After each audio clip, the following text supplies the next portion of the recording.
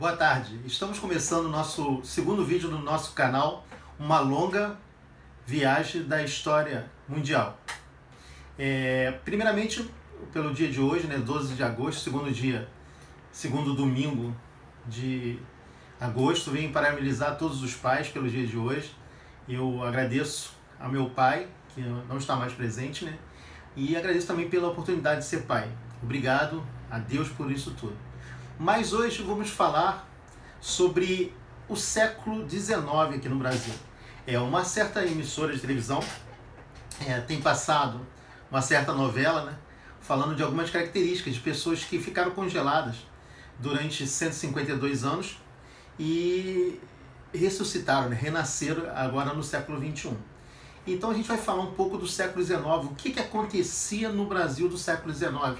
A primeira metade do século XIX e a segunda metade do século XIX. A gente vai fazer algumas comparações e vai ver se realmente, como era difícil, se isso realmente pudesse acontecer, se essa pessoa viesse, se renascesse agora no século XXI. Como que eram as coisas daquele tempo e como são as coisas de hoje.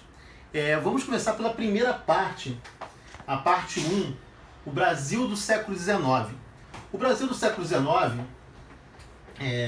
em 1800, começa o século XIX, começa em 1801 e vai até 1900. Até 1808, o Brasil era colônia de Portugal ainda, mas não vivia aquele crescimento tão grande em relação ao que aconteceu no século XIX. Com a invasão de Napoleão Bonaparte a Portugal, Napoleão invade Portugal, a família real portuguesa, em torno de 3.000 pessoas, vem para o Brasil. E chegam no Brasil em 1808. A família real chega em janeiro em Salvador e em março ela vem para o Rio de Janeiro. Muita gente fala que ela esperou 2 meses para chegar o carnaval aqui no Rio de Janeiro. Mas essa mudança da família real vai fazer que a história do Brasil ela mude. Não só a história social, mas a história política e a história econômica. Janeiro de 1808, abertura dos portos às nações amigas. Quando Dom João e a corte chega aqui no Brasil, a primeira coisa que ele faz é a abertura dos portos às nações amigas. Mas as nações amigas aqui era somente a Inglaterra. A Inglaterra, muitos não sabem, mas os navios ingleses, eles ajudaram os portugueses a chegar aqui no Brasil. Eles vieram guardando as naus portuguesas. Por quê? Porque temiam que as naus francesas atacassem a corte portuguesa. Em 1810, o Tratado de Aliança e Amizade, Comércio e Navegação. Esse tratado ele fortalece a abertura dos portos às nações amigas e aqui ele abre algumas brechas a outras nações. Mas essas brechas só vão ser concretizadas após metade do século XIX. 1815, elevação do Brasil à categoria de Reino Unido de Portugal e Algarve. Em 1815, o Brasil se torna, entre aspas, emancipado. E aqui há uma transferência de poder. O poder que estava em Lisboa passa a ser do Rio de Janeiro.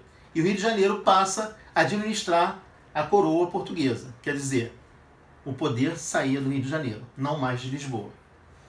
16 e 17, missão artística francesa. O destaque é o pintor Debré. Debré ele faz diversas caracterizações em pinturas do povo brasileiro, das paisagens brasileiras e também do nosso império, nosso futuro império, no caso da corte portuguesa e o nosso futuro imperador, o nosso primeiro imperador Pedro I. Em 17, a missão científica austríaca, com destaque de von Martius. Von Martius era um médico alemão, e esse médico alemão, além de exercer a medicina aqui no Brasil, ele também exerceu a botânica. E ele veio junto com a princesa Leopoldina, que mais tarde vem a casar com o Dom Pedro I. É interessante que nesse período a criação também do primeiro Banco do Brasil, poucas pessoas sabem, mas o Banco do Brasil veio à falência 3 vezes no Império, O primeiro foi criado na época ainda de Dom João.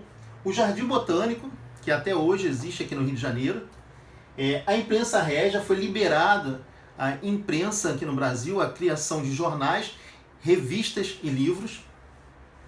A Biblioteca Nacional, que até hoje também está aqui no Rio de Janeiro, hoje na Avenida Rio Branco, antiga Rua Direita. A Academia de Belas Artes e outros. Então, o que acontece nesse começo de século XIX aqui no Brasil? Há uma transformação, conforme eu falei, social, política e econômica. A partir daqui, o Brasil ele vai se fortalecer, principalmente nesses 3 pontos, e vai haver, em 1822, a independência do Brasil. Uma independência que não foi tão fácil assim. Mas isso aqui a gente vai ver na segunda parte. Obrigado aí.